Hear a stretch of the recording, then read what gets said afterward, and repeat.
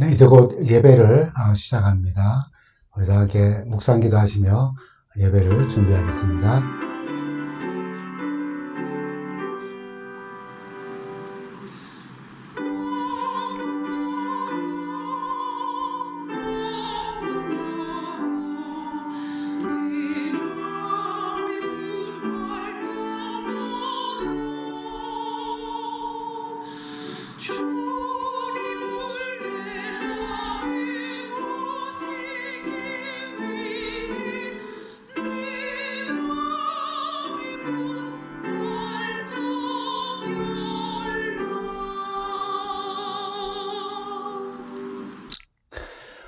성도 여러분, 한 주간 잘 지내셨습니까? 오늘 우리가 함께 나눌 말씀은 하나님은 과연 사랑의 하나님인가 아니면 우리를 심판하시며 공포를 주시는 그런 하나님가라는 그런 제목으로 말씀 나눕니다. 여러분 잘 아시는 것처럼 원래 1월에서 3월까지 제1기 동안 우리가 함께 공부하는 교과는 사랑과 공의의 하나님이라는 총제목으로 하나님이 어떤 분이신지를 지금 우리가 잘 배우고 있습니다. 그래서 오늘 말씀은 교과의 내용을 좀 강조하기도 하고 좀 보충하기도 하는 그런 말씀을 전합니다. 우리 사자성어 가운데 견인견지라고 하는 그런 말이 있습니다. 볼견 어질인, 볼견 지혜지입니다. 이 말의 뜻은 어진 사람은 어진 것으로 뭔가를 보고 지혜로운 사람은 지혜로운 것으로 본다라고 하는 그런 말입니다. 어진 사람이 모든 것을 볼 때에 자기가 어지기 때문에 어진 것으로 볼 수 있고, 지혜로운 사람은 다른 것들을 지혜라고 하는 것에 근거하여서 본다는 것입니다. 그래서 같은 사물이라도 사람에 따라서 생각이 다르거나 또는 각자 자신의 견해를 가진다라고 하는 그런 말입니다. 우리 율리어스 시스라고 하는 우리 장군도 인간은 자기가 보고 싶은 것만 본다라고 하는 그런 말을 했다고 전해오지 않습니까? 저희 어릴 적 어르신들이 하는 말씀 가운데는 개 눈에는 똥만 보인다라고 하는 그런 말과 같은 맥락이라고 볼 수 있습니다.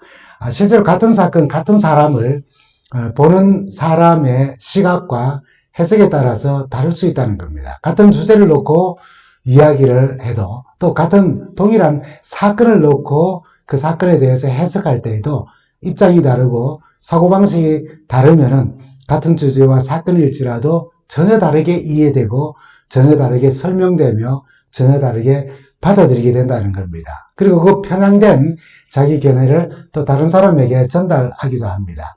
특별히 역사적 사건을 다루는 문학에서 참 많이 나타나지요. 예를 들면은 김동인의 대수양이라고 하는 소설과 이광수의 단종애사라고 하는 두 소설입니다.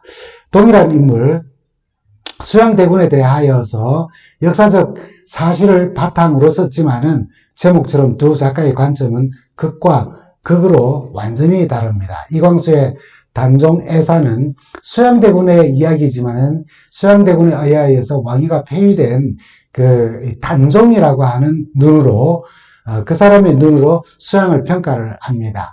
그렇기 때문에 수양은 단종의 왕위를 빼앗은 강자이면서 아주 악한 인물로 그려지지요. 그러나 김동인의 대수양이라고 하는 말은 책 제목처럼 그의 그 수양대군은 악인이 아니라 완전히 다르게 수양의 훌륭한 인물됨을 강조하고 그것을 영화시킵니다.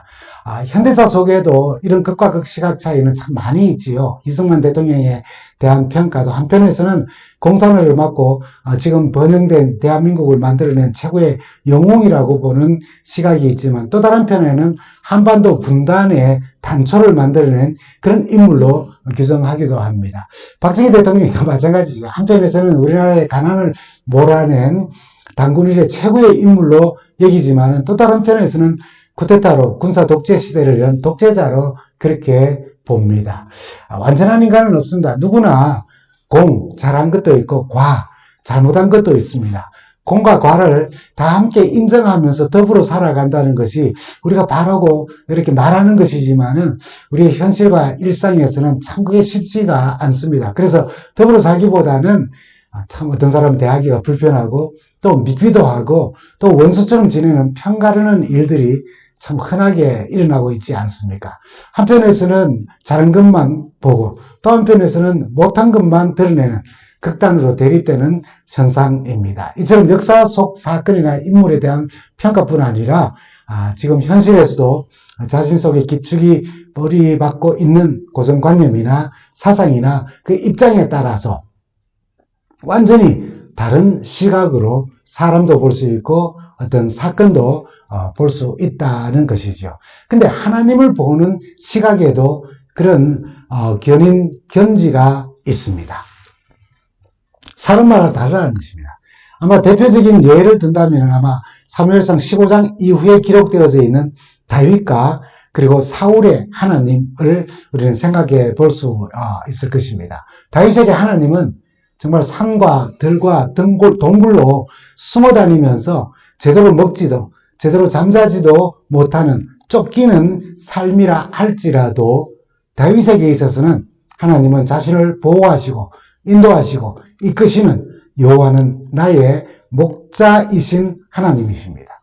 그러나 사울에게 있어서 하나님은 그가 비록 왕궁에 거하면서 진수성찬을 먹고 모든 사람들이 자신 앞에서 머리를 조아리며 그렇게 행복한 삶처럼 보인다 할지라도 언제라도 왕위에서 내려오게 하실 수 있는 두려움의 하나님이었을 것입니다.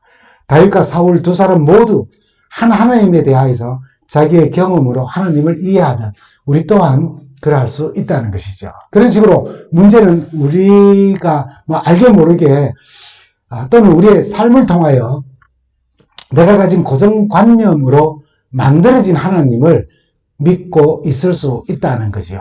우리가 하나님을 믿는다고 하지만은 하나님에 대하여 자신에게 맞게 만들어 놓은 하나님을 믿을 수 있습니다. 어떤 사람은 구복신앙으로 자신의 욕망을, 욕심을, 바람을 채워주는 하나님, 필요할 때만 소원 성취를 위하여서 부르짖고 또 필요한 그런 하나님, 그렇게 만들어낸 하나님을 믿을 수 있습니다. 또 우리의 머리털까지 세시는 하나님이라는 그 성경 말씀을 보고 그것을 오해하여서 내 머리카락까지 셀 수 있는 하나님을 나를 감시하고 내 죄를 지적하는 하나님으로 생각하고 그런 하나님을 만들어내며 그런 하나님을 믿고 있을 수 있습니다. 원래 1월에서 3월까지 일기 동안 교과는 사랑과 공의의 하나님이라고 하는 총제목으로 하나님이 어떤 분인지를 우리가 지금 잘 배워 나가고 있습니다. 거기에 총론 중에 하나님은 사랑이라고 하는 요한일서 4장 8절의 말씀을 대전제로 한 후에 이렇게 기록하죠. 기독교 신앙은 하나님의 성품, 곧 그 사랑의 뿌리를 내리고 있다. 사랑은 하나님이 어떤 분이신지의 핵심이며 우리가 믿는 것과 행하는 모든 것의 중심이 되어야 한다. 그러므로 우리가 하나님의 사랑을 어떻게 이해하느냐는 우리의 신앙과 실천의 전반에 영향을 미치게 된다고 그렇게 말합니다. 예, 정말 우리가 하나님의 사랑을 어떻게 이해하느냐, 하나님을 어떻게 이해하느냐, 또는 하나님을 사랑의 하나님으로 이해하느냐, 벌 주시고 심판하시는 공포의 하나님으로 이해하느냐에 따라서 우리의 신앙은 영향을 받아서 우리의 삶은 달라지게 된다는 것입니다. 한기 동안 우리가 믿는 하나님, 우리 신앙의 뿌리는 하나님의 품성인 사랑에 기초한다는 사실을 우리가 지금 잘 배우고 있습니다. 그럼에도 때때로 우리는 우리의 신앙을 스스로 판단하기나 우리의 믿음의 상태를 스스로 생각하고는 심판하시는 하나님을 보고 하나님은 공포의 하나님, 두려움의 하나님으로 오해하곤 합니다. 특히 구약의 하나님은 심판하시는 공포의 하나님이며 신약의 하나님은 예수님의 십자가를 통해 사랑의 하나님으로 나타난다라고 하는 그런 오해를 합니다. 우리의 잘못된 생각과 믿음이 만들어내는 공포와 두려움의 하나님은 우리의 영혼을 억압하고 우리의 믿음과 신앙생활을 아주 위축되게 만듭니다. 조금이라도 잘못하면 나를 벌 주시는 거 아닌가라고 하는 생각을 할 수밖에 없다는 거죠. 그 경우가 하나님을 믿으면서도 사랑의 하나님이라는 것을 많이 들어서 또 성경을 통하여서 알고 있으면서도 진리가 너희를 자유케 하리라는 말씀을 외우면서도 또 묵상하면서도 공포와 두려움의 하나님, 우리를 억압과 불안과 두려움으로부터 자유롭지 못하게 만드는 원인이 됩니다. 오히려 작은 실수와 잘못만 있어도 두려움과 불안과 또는 죄책감에 억눌려 살게 합니다. 그래서 많은 사람들이 잘못된 가르침이나 스스로 만든 하나님의 품성에 의해서 우리의 아주 작은 실수와 잘못조차도 용서치 아니하시고 벌 주시는 하나님으로 생각하게 됩니다. 그래서 내 자신의 문제뿐 아니라 우리 자식들에게 문제가 생겨도 나의 죄 때문에 하나님이 나에게 지금 벌 주시는 거야 라고 생각합니다. 교통사고가 나거나 또는 병이라도 걸리게 되면 하나님께서 자신을 벌 주시는 것으로 생각을 합니다. 하나님을 이렇게 견인견지하는 것처럼 성서를 읽으면서도 견인견지할 수 있습니다. 한쪽만 보이고 한쪽만 봅니다. 나의 가치를 기준으로 성서를 읽고 내 편한 생각으로 성서를 이해한다는 것이죠. 오늘 우리가 말씀 나누는 내용으로 보면은 하나님을 사랑의 하나님으로 보기도 하지만은 또 우리를 멸하시고 벌하시는 공포의 하나님으로 보기도 한다는 것입니다. 그 나의 기준으로 판단하려 한다는 것이죠. 인류가 타락하고 사악해지면서 많은 고통과 괴로움을 초래했습니다. 결국 하나님은 홍수로 인류를 사실상 멸종시키는 모습을 우리가 읽으면서 하나님을 공포의 하나님으로 받아들이기가 참 쉽습니다. 홍수나 소돔과 고모라의 멸망 같은 구약 성경의 이야기를 통해서 하나님은 마치 숨어서 교통 단속을 하는 경찰들처럼 우리가 악의 어떤 선을 넘을 때까지 기다리고 있다가 우리를 처벌하시는 하나님으로 생각을 합니다. 이로 인해 하나님의 진정한 본성에 대한 오해로 많은 사람들, 기독교인들 가운데까지도 하나님을 죄인들을 벌하시는 가혹한 심판자로 생각을 합니다. 그래서 굉장히 조심스럽게 신앙하면서 자유롭지 못하고 억압된 상태로 있는 즐거움 없는 기쁨 없는 신앙을 합니다. 게다가 죽어도 꺼지지 않는 영원한 불구덩이에서 또 영원히 고통당하는 지옥을 만든 분으로 하나님을 오해합니다. 하나님이 무섭지 않을 수가 없죠.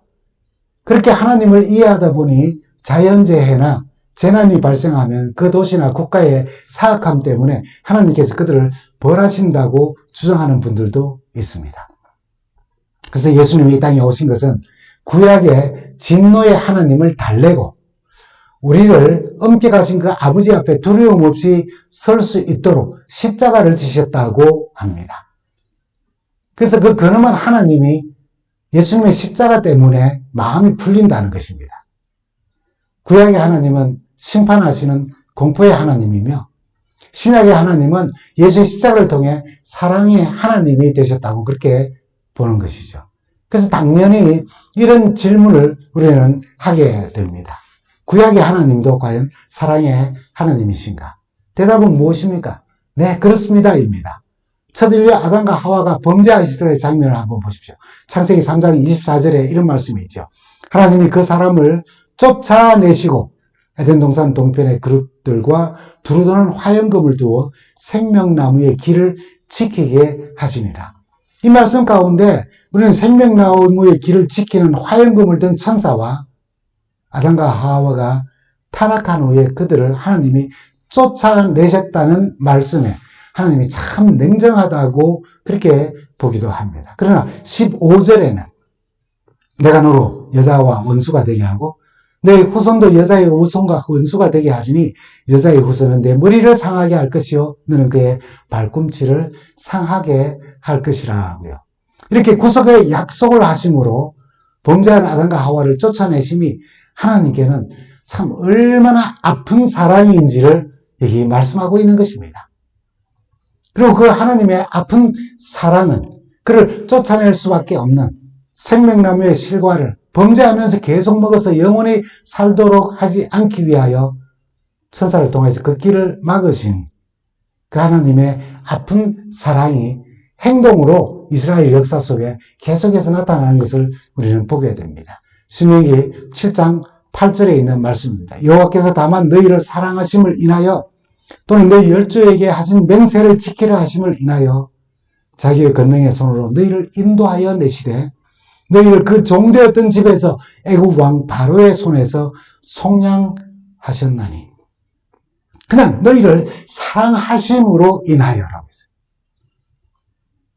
너무나도 마음이 아프셨기에 이렇게 구원을 이루시기 위해 행동하신, 그냥 말로 약속하신 그것을 넘어서서 이렇게 행동하시고 그럼에도 불구하고 끝까지 말 듣지 않고 배도하고 그 사랑을 잃어버리고 잊어버리고 자기 길로 걸어가는 이스라엘 백성들을 향하여서 호세아 14장 4절에는 이렇게 말씀하셨습니다. 내가 저희의 패역을 고치고 즐거이 저희를 사랑하리니 나의 진노가 저희에게서 떠났습니다. 끊임없이 배역하고 배도하며 하나님을 거부하는 이스라엘 백성들을 향하여서 그들의 패역을 고쳐주신다고요. 그리고 즐거이 사랑하셔서 모든 진노를 그들에게서부터 거두시는 하나님이라고 그 사랑의 하나님을 이 호세아 선지자를 통해서 다시 말씀하신 것입니다. 무엇보다도 히브리 기자는 예수님을 통해서 하나님의 속성을 이렇게 말씀합니다. 히브리서 13장 8절에 있는 말씀이죠. 예수 그리스도는 삼위일체이신 우리 하나님은 어제나 오늘이나 영원토록 동일하시니라. 이 말씀은 구약의 하나님은 진노하시고 벌하시고 잔인하고 무서운 하나님이시고 신약의 하나님은 정반대로 늘 사랑만 해주시는 좋은 하나님이라는 그런 생각은 잘못됐다는 거예요. 예수 그리스도는 우리 하나님은 어제나 오늘이나 작년이나 올해나 과거나 지금 현재나 영원토록 한결같이 동일하신 사랑의 하나님이시라는 것입니다. 구약과 신약에서 서로 다른 모습을 가졌다는 이 개념은 절대로 하나님의 품성에 성립될 수 없는 이원론적이고 자체 모순적인 하나님에 관한 관념입니다. 그러면 우리는 또 이런 질문을 할 수 있을 것입니다. 그러면 왜 사랑의 하나님이 무서운 심판이라는 특정한 방식으로 행동하시는가요? 왜 사랑의 하나님이 그렇게 무서운 심판이라고 하는 공이라는 이름으로 심판하셔서 죄인들을 멸하시는 그런 방식으로 행동하시느냐 하는 것입니다. 하나님의 진노, 하나님의 심판이라고 하는 주제를 이해하려면 먼저 하나님의 품성에 대해 이해해야 할 필요가 있습니다. 그래서 그분이 거룩하신 하나님이시며 죄와 악을 미워하시는 분이라는 사실입니다. 시편 5편 4절부터 6절에는 이렇게 말씀합니다. 주는 죄악을 기뻐하는 신이 아니시니 악이 주와 함께 거하지 못하며 유하지 못하며 오만한 자가 주의 목전에 서지 못하리이다. 주는 모든 행악자를 미워하시며 거짓말하는 자를 멸하시리이다. 여호와께서는 피 흘리기를 즐기고 속이는 자를 싫어하시느니라. 이런 죄악은 하나님을 화나게 한다는 거예요. 불쾌하게 하고 좋아하지 아니하신다는 겁니다. 그래서 악을 심판하실 수밖에 없으시다는 거예요. 왜냐하면 하나님은 선하시기 때문에요. 하나님은 사랑이시기 때문에 그분의 사랑이 잘 나타나고 드러나며 전하여지기를 진정으로 원하시는 거예요. 그러나 죄와 악이 그것을 막고 하나님을 왜곡되게 하고 하나님을 오해하고 하게 하는 일들을 하기 위해 그것을 멸하실 수밖에 없다는 겁니다. 여러분, 제가 이렇게 진정으로 한번 이렇게 질문해 봅니다. 하나님이 죄를 미워하시는 것이 나쁜 품성이고 특성일까요? 만약 우리가 거룩하지 않고 부정하고 더러운 하나님을 믿는다고 생각해 보십시오. 그래서 부정하고 더러운 것을 다 그냥 괜찮다고 하시는 하나님을 믿는다고 상상해 보십시오. 만약 우리가 정의롭지 못하고 불의한 하나님을 믿는다고 생각해 보십시오. 그래서 우리 모두가 정의롭지 않게 살아도 불의를 행하여도 괜찮다고 하시는 하나님을 믿는다고 한번 상상해 보십시오. 의롭지 않고 죄와 사악함과 악을 미워하지 않는 신을 믿는다면 이 세상이 어떻게 되겠습니까? 좁게는 여러분, 우리가 사는 이 공동체의 지도자나 이 나라의 법을 집행하는 사람들이 편애하고 편견을 가지고 광신적이고 불공평하고 사상이 달라서 자기 사상에 맞게 법을 해석하고 죄를 죄라고 하지 않고 죄를 죄 아니다라고 하고 죄 없는 사람을 죄 있다고 판단하는 그런 지도자와 그런 법을 지배하는 사람들, 그런 세상에 우리가 살고 있다면 우리 삶이 행복하고 안전할까요? 절대로 그렇지 않습니다. 그러면서도 왜 하나님은 그러기를 바라시나요? 하나님은 정의와 진리의 심판자이십니다. 우리가 그 심판이 항상 하나님의 특성인 사랑에 의해서 결정되는 사실을 꼭 기억해야 합니다. 하나님을 가장 잘 설명하는 특성 중에 하나는 바로 사랑입니다.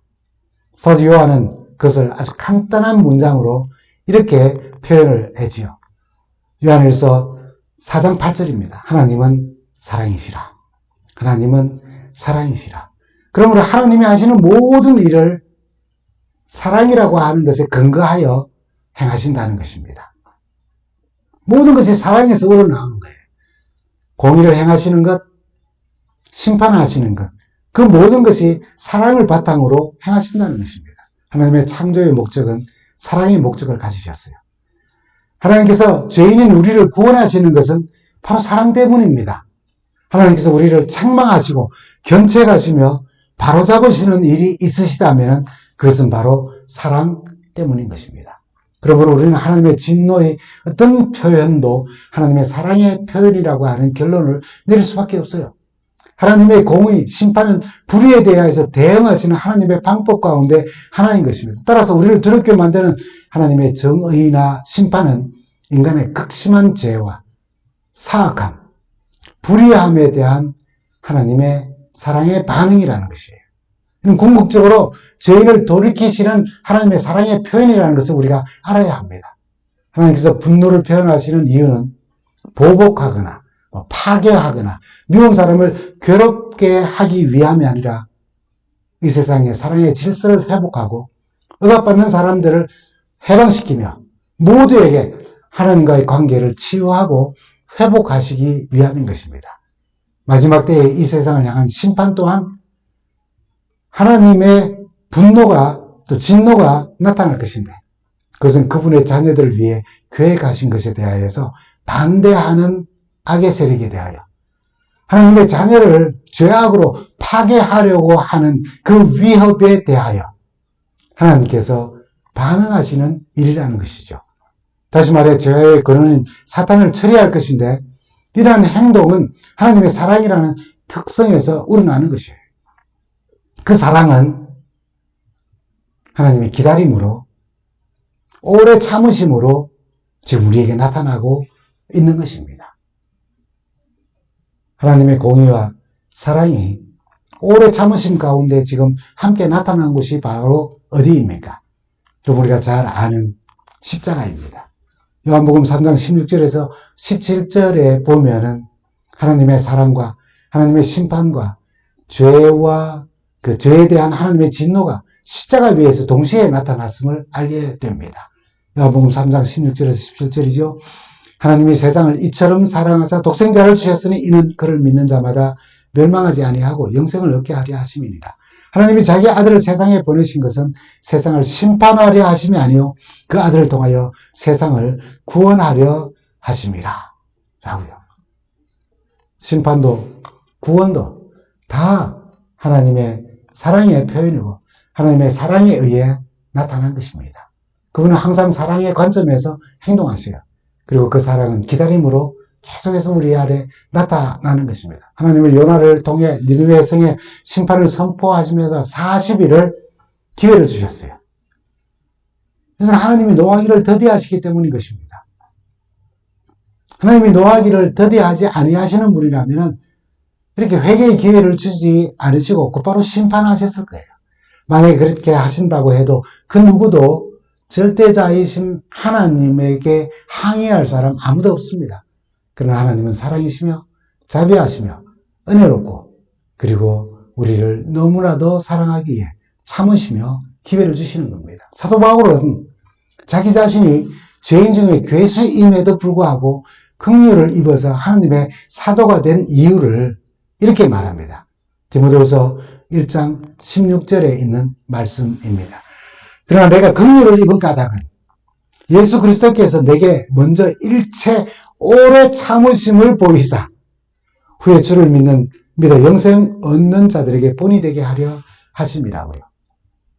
예수님의 수제자였지만 예수님을 부인하고 저주까지 한 베드로 역시 주님께 긍휼을 입고 자신이 변화된 사실을 이렇게 표현합니다. 베드로후서 3장 15절에 있는 말씀입니다.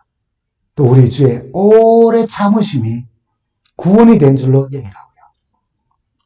이렇게 주님께서 자신에 대해 오래 참고 기다리심이 무엇까지도요. 바울에게 있어서는 그리스도인을 핍박하고 죽이며 해외로까지 원정 이렇게 그리스도인을 잡아 죽이려고 하는 일을 하는 것까지도 참으시더라. 베드로에게는 그를 저주하며 부인까지 하는 그 순간까지도 참으시고 기다리심이 그에게 회심의 기회로 주어졌음을 자신의 경험을 토대로 두 사람 다 우리에게 권고하시는 것입니다. 하나님의 오래 참으심, 공의의 심판을 미루시며 기다리시는 하나님의 사랑에 대하여서 베드로는 베드로후서 3장 9절에 우리에게 이렇게 말합니다. 또 우리 주의 오래 참으심이 구원이 된 줄로 기억하고 그리고 우리가 잘 아는 또 말씀 가운데는 주의 약속은 어떤 이에 더디다고 생각하는 것 같이 더딘 것이 아니라 오직 너희를 대하여 오래 참으사 아무도 멸망치 않고 다 회개하기에 이르기를 원하신다 하셨어요. 자, 그렇다면 이 하나님의 오래 참으심 동안 우리는 과연 무엇을 하여야 할까요? 하나님께서 지금 우리를 위하여 오래 참으시는 동안 우리는 과연 무엇을 해야 될까요? 그 답을 우리는 요한일서 4장 7절에서 8절에서 답을 찾게 됩니다. 사랑하는 여러분, 서로 사랑합시다. 사랑은 하나님께로부터 오는 것입니다. 사랑하는 사람은 다 하나님에게서 났고 하나님을 압니다. 사랑하지 않는 사람은 하나님을 알지 못합니다. 왜냐하면 하나님은 사랑이시기 때문입니다. 라고요. 요한은 서로 사랑하자고 권고합니다. 우리에게 큰 도전을 주지요. 서로 다르고 때로는 반목하는 우리들입니다. 편도 나누어지기도 합니다. 요한은 그런 우리가 서로 사랑할 수 있는 것은 하나님의 사랑을 먼저 알고 그 사랑 안에 거하면 된다고 말하는 거예요. 우리가 나누는 사랑은 하나님으로부터 오는 것이 되어야 한다는 거예요. 돈을 사랑하는 것처럼 사람 사랑하면 안 됩니다. 돈이 사라지면은 그 사랑도 사라지니까요. 명예를 사랑하듯이 고급 차를 사랑하듯이 사람을 사랑하면 안 됩니다. 그 대상의 변화에 따라서 사랑이 달라지기 때문이지요. 그러나 하나님의 사랑으로 사랑하라고 지금 여기 말씀하시는 것은 하나님이 한 영혼도 멸망당하기를 원치 않으시고 참고 기다리시면서 그 영혼을 살아가는 그 사랑으로 서로 사랑하라는 것이에요.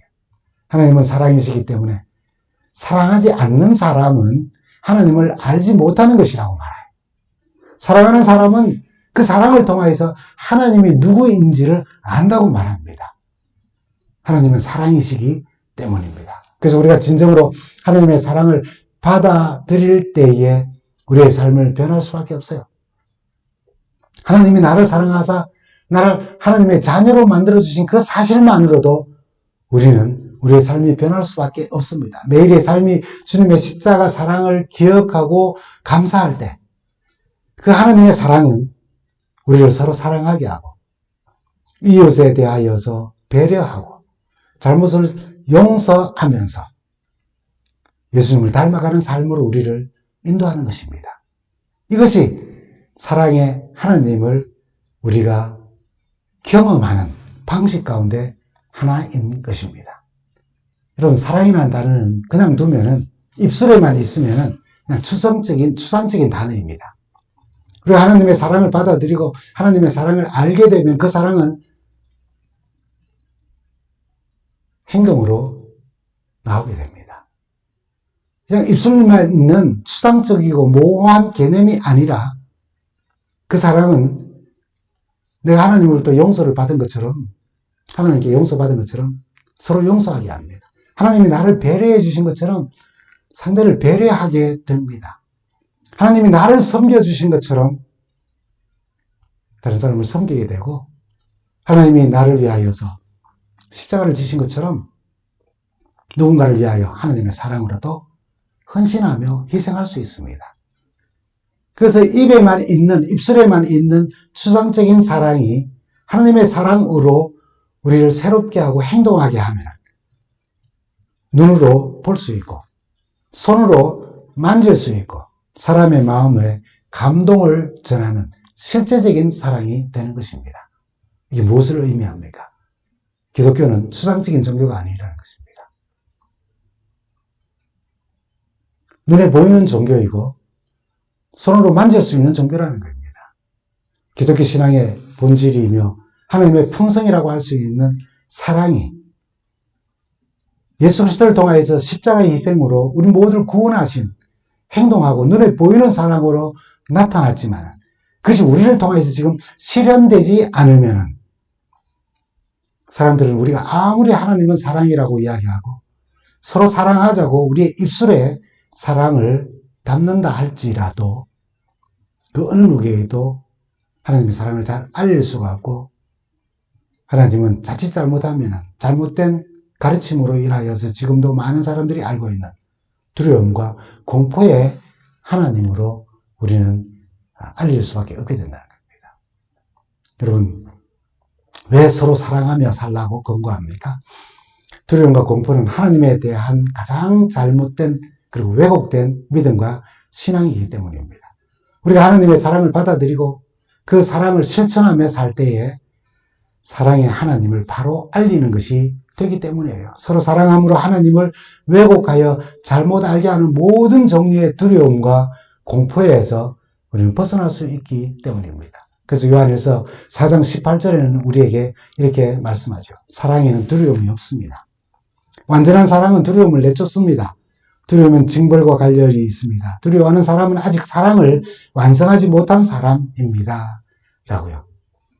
하나님의 사랑을 통해 하나님을 더욱 깊이 알아가고 체험하며 두려움과 불안을 극복하면서 예수님이 주시는 참 평안을 누리면서 우리가 알고 있는 하나님을 내 옆 사람에게, 우리 가족에게, 우리 자녀들에게, 우리 부모들에게, 우리 이웃에게 잘 전하며 또 나누며 그렇게 참 하나님을, 사랑의 하나님을 많은 사람들에게 전하고 나누면서 다시 오시는 우리 주님을 뵙게 되기를 간절히 바랍니다. 감사합니다.